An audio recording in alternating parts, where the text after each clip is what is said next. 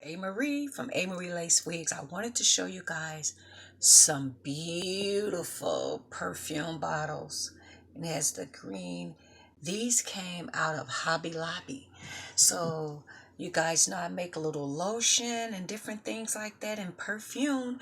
And these are to die for. They had all the different kinds.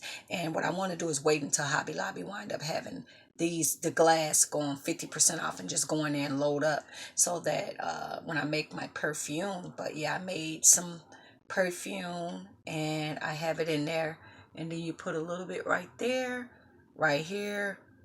And I think these is awesome. They had so many different pretty options to choose from, but for all the ones I wanted, it'll cost me a lot of money. So I just had to go with what my budget can buy. But look how beautiful that is.